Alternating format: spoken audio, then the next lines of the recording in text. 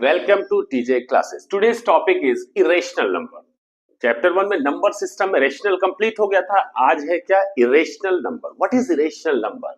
The number which cannot be put in the form of p by q where q is not equal to 0 and p and q are the element of integer. यानी ऐसा कोई भी number जिसको हम p by q के form में convert ना कर सके वो क्या कहलाएगा? Irrational number. क्या कहलाएगा? Irrational number. फॉर एग्जाम्पल, इसके एग्जाम्पल में बहुत ज्यादा डाउट्स आते हैं बच्चों को. क्या होगा सर? कुछ नहीं. For example, all surds. Surds मतलब रूट्स. वो हो सकता है क्या? Square root, cube root, fourth root, fifth root, six root, कुछ भी हो सकता है. फॉर एग्जाम्पल, अब नंबर्स की कुछ एग्जाम्पल दे देता हूं. स्क्वायर रूट ऑफ 2, टू तो बाहर आ ही नहीं सकता. रूट के बाहर जो भी नहीं आ सकता, रूट में फंस गया, पक्का क्या होगा? Irrational. Cube root of 2, cube root of 4, fourth root of 5, six root of 7, etcetera. ये सारे के सारे नंबर्स क्या हैं? इरेशनल नंबर है. स्क्वायर रूट में हम प्राइम फैक्टर्स का दो दो का पेयर बनाते हैं, क्यूब रूट में तीन तीन का, फोर्थ रूट में कितने हैं? 4. अब एक बात बताओ, अगर एक एग्जांपल दे दिया सर ने कि check whether fourth root of 16 is a rational number और इरेशनल नंबर, तो सबसे पहले ये नहीं कि टीजे सर ने बताया है बस स्क्वायर रूट में है तो इरेशनल हो गया. नहीं नहीं, पहले चेक तो करो ये रूट के बाहर आ सकता है या नहीं. इसके प्राइम फैक्टर्स क्या होंगे? फोर्थ रूट ऑफ 16 का क्या होगा? 2 इंटू 2 इंटू 2 इंटू 2. तो भैया 4 का पेयर, फोर्थ रूट में 4 4 का पेयर बने, 4 का पेयर बन रहा है, 2 बाहर आ गया, 2 equal to 2 upon 1 P by Q के फॉर्म में आ गया. इसका मतलब ये क्या होगा? रेशनल होगा. क्या होगा? रेशनल. दिख तो रहा था इरेशनल, रूट में था, शर्ट्स में था, लेकिन एक्चुअल में क्या है? रेशनल, क्योंकि ये रूट के बाहर आ सकता है. तो ये डाउट्स एकदम क्लियर होना चाहिए बच्चों को. ओके जब इरेशनल नंबर, और एक चीज और याद रखना है कि दुनिया की किसी भी रेशनल प्लस इरेशनल का sum, rational minus irrational, rational into irrational और rational divided by irrational should always be an irrational number. मैंने लिखा 2 plus root 3, 2 minus root 3, 2 root 3, 2 divided by root 3. ये सब के सब कयामत तक क्या होंगे? इरेशनल होंगे. जैसे कहते हैं ना कि दाल में अगर एक बूंद मिट्टी का तेल डाल दो तो पूरी दाल खराब हो जाएगी. ये अपने आप में रेशनल तो था, जैसे ही इसके साथ इरेशनल जुड़ा, ये क्या हो गया? इरेशनल हो गया. इसीलिए कहते हैं हमेशा अच्छे लोगों के साथ रहो, खराब लोगों के साथ बैठोगे तो पक्का खराब हो जाओगे. ये पहले बड़ा अच्छे से खुश था, रेशनल था, इरेशनल इसके साथ आया, दोस्ती कर लिया, ऐड हो गया, इरेशनल बन गया. अब इरेशनल रह ही नहीं गया. ओके सो इरेशनल रेशनल का सम, डिफरेंस, मल्टीप्लिकेशन और डिवीजन कयामत तक क्या होगा? Irrational number. Okay please note it.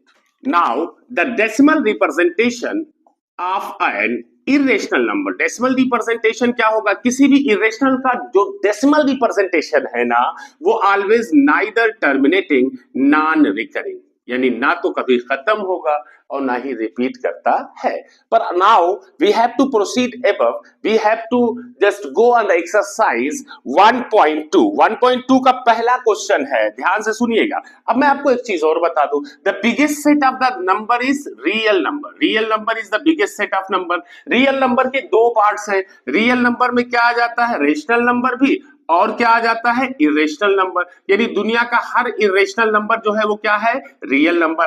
Her rational number क्या है? Real number. रेशनल नंबर में भी तीन है, नेचुरल, होल और इंटीजर्स. ये सारे के सारे, यानी दुनिया का हर नेचुरल नंबर रियल नंबर, हर होल नंबर रियल नंबर, हर इंटीजर रियल नंबर, और हर रेशनल नंबर क्या होगा? Real number. और इरेशनल क्या होगा? रियल. तो इसका पहला क्वेश्चन है, state whether the following statement are true or false. Justify your answer. Exercise है 1.2. एक्सरसाइज 1.2 का पहला क्वेश्चन है, every irrational number is a real number. आप बताओ, यहां क्लियर है ना? दुनिया का हर इरेशनल नंबर क्या होगा? Real number. तो पहला क्या है? ट्रू. पहला क्या है? ट्रू. इसका दूसरा है, the second one is that every point on the number line is in the form of root m. Her point कैसे नंबर लाइन पे रूट m हो सकता है? अगर कोई पॉइंट, मैंने कहा कोई भी पॉइंट, हर पॉइंट का अगर रूट करेंगे, ये अगर 9 है तो रूट m में फंसेगा, ये तो बाहर आ जाएगा. रूट 9 इक्वल टू क्या आ जाएगा? 3. इसका मतलब ये क्या है? फॉल्स है. Each point can not be expressed as root m. Okay so it is false. And the third one is that every real number is an irrational number. दुनिया का हर real number एक irrational number. How you can say rational number is also a real number and it cannot be what? Irrational number. It means this statement is also false. क्योंकि statement में कह रहा है every real number is an irrational. ये possible नहीं है क्योंकि real में rational भी है. And the second one is that are the square root of all positive integers. Second question है are the square root of all positive integer irrational. क्या कह रहा है कि किसी भी पॉजिटिव इंटीजर, मैंने 4 ले लिया, 16 ले लिया, 9, ये सब पॉजिटिव इंटीजर है, इनका स्क्वायर रूट ले लो. इनका स्क्वायर रूट लोगे तो बताओ क्या ये इरेशनल है? नहीं नहीं. Square root of 4 equal to 2, इसका 4, इसका 3, ये सब के सब क्या है? रेशनल है. यानी हर पॉजिटिव इंटीजर का स्क्वायर रूट कभी भी इरेशनल नहीं हो सकता है. ओके, एक्सप्लेन्ड हो गया ये answer. Is it clear? And the third one is that show how root 5 can be represent on number line. यानी रूट 5 को किस पे रिप्रेजेंट करना है? नंबर लाइन पे. तो पहले ये दो क्वेश्चंस कर लीजिए, then after. Okay, now question number third. The question number third is that show how root 5 can be represented on the number line. Third question NCERT की बुक में देखते रहिएगा. एक्सरसाइज क्या है? 1.2 का थर्ड क्वेश्चन है so how root 5 can be represented on number line. Class 6, 7, 8 में एक थियरम हम लोगों ने पढ़ा था बेटा, Pythagoras theorem. Pythagoras theorem specially किसमें अप्लाइड होगी? राइट एंगल ट्राइंगल में. ये एक राइट एंगल ट्राइंगल बना लिया.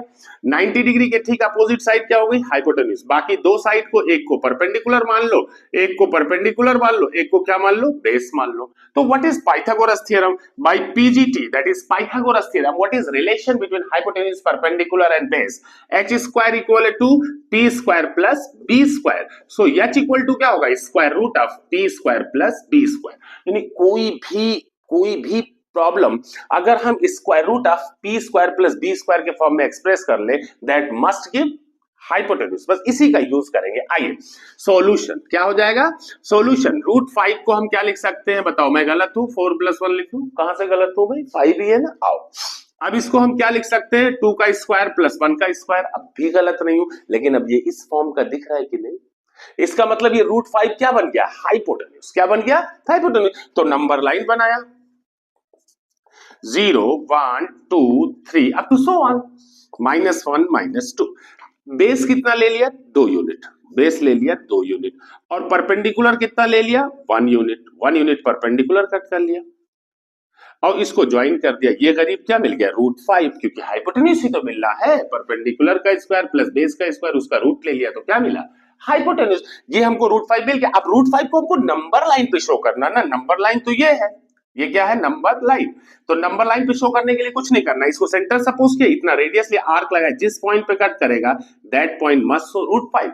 It's value is from 0 to this point will be equal to root 5 unit. Okay, is it clear? इस टाइप की जितनी भी प्रॉब्लम है आप कर सकते हैं, तो प्लीज नोट इट. इसके बाद एक एक्टिविटी आती है कि root 2, root 3, root 4, root 5, root 6 up to so on, इन सबको नंबर लाइन पे कैसे डिनोट करेंगे. ठीक. लास्ट क्वेश्चन, फोर्थ क्वेश्चन है do the activity to represent root 2, root 3, root 4, root 5 on number line. बहुत सिंपल सा है. फिर मैंने आपको बताया ना पाइथागोरस थ्योरम से by PGT h square equal to क्या होगा? p square plus b square. So h equal to square root of p square plus b square. इसको ध्यान रखेंगे. अगर आपसे एक्टिविटी दे दे root 2, root 3, root 4, root 5 up to so on, इनको रिप्रेजेंट कैसे किया जाएगा, तो कुछ नहीं करना है. आपने रूट 2 पकड़ा, रूट 2 को आप लिख सकते हो 1 + 1. 1 + 1 को क्या लिख सकते हो? 1 का स्क्वायर प्लस 1 का स्क्वायर. यहां पे हाइपोटेन्यूज यानी रूट 2 मिल गया. अब आपने रूट 3 पकड़ा, इसको क्या लिख सकते हो? 2 + 1. 2 + 1 को क्या लिख सकते हो? रूट 2 का स्क्वायर और प्लस 1 का स्क्वायर. अब की बार बेस कितना हो गया? रूट 2. परपेंडिकुलर क्या ले लिया? 1. अब इसके बाद रूट 4 मिला. रूट 4 को क्या लिख सकते हो? 3 + 1 यानी रूट 3 का स्क्वायर और प्लस 1 का स्क्वायर. मिल गया ना? ये भी रूट 3 का स्क्वायर, रूट हट जाएगा, 3 + 1 4 हो जाएगा. ओके. अब रूट 5 पे आ गए. रूट 5 को क्या लिख सकते हैं? 4 प्लस 1 यानी अब यहां पे 4 को क्या लिख सकते हैं भैया आप 4 को आप लिख सकते हैं √4 का होल स्क्वायर प्लस 1 का स्क्वायर। ये एक्टिविटी की वजह से मैंने लिखा है, नहीं तो इससे थर्ड क्वेश्चन में मैंने आपको दिखाया था ना 2 का स्क्वायर डायरेक्टली कर सकते थे। लेकिन अगर एक कंबाइंड एक्टिविटी शो करना हो कि √2 √3 √4 √5 कैसे रिप्रेजेंट करेंगे, अब आइए दिखा देता हूं कैसे। ये देखो ये क्या है, number line 0 1 2 3 4 up to so on, -1 -2 -3 up to so on. पहले √2 शो करते हैं बेस और परपेंडिकुलर, दोनों 1 यूनिट है। ये 1 यूनिट बेस ले लिया, 1 यूनिट परपेंडिकुलर डालकर के 1 यूनिट कट कर लिया। ये क्या मिल गया √2। √2 की वैल्यू क्या होगी नंबर लाइन पे, इसको सेंटर सपोज किया, आर्क लगाए, ये आ गया √2। ठीक, ये √2 मिल गया, यहां से इतना क्या हो जाएगा √2। √3 रिप्रेजेंट करना है, अब √3 का बेस हो गया √2 यूनिट, ये मिल गया, इस पे परपेंडिकुलर डाल किया, 1 यूनिट कट कर लिया और इसको मिला लिया, ये √3। इसकी वैल्यू क्या होगी, आर्क लगाया सेंटर सपोज करके, जिस पॉइंट पे कट किया ये क्या मिल गया √3। ओके, अब √4 के लिए फिर इस पे परपेंडिकुलर, √3 पे बेस तो ये है, परपेंडिकुलर इस पे 90 डिग्री, 1 यूनिट कट कर लिया, इसको मिलाया √4। √4 का आर्क लगाया तो सीधे कहां कट किया 2 पे, क्योंकि √4 का 2 ही होगा। √5 के लिए बेस क्या है √4, इस पे परपेंडिकुलर डाल कर लिया, 1 यूनिट कट कर लिया, इसको ज्वाइन कर दिया। अब √5 का आर्क लगाया तो 2 के बाहर, ये क्या मिल गया √5। इस तरह से जितना चाहें आप कंटिन्यूअसली पूरा रिप्रेजेंट कर सकते हैं with the help of this activity. Okay, so my dear viewers, ये exercise 1.2 is fully completed. In the next video, we will proceed the next topic. Okay, so please note it and follow TJ classes. Thank you.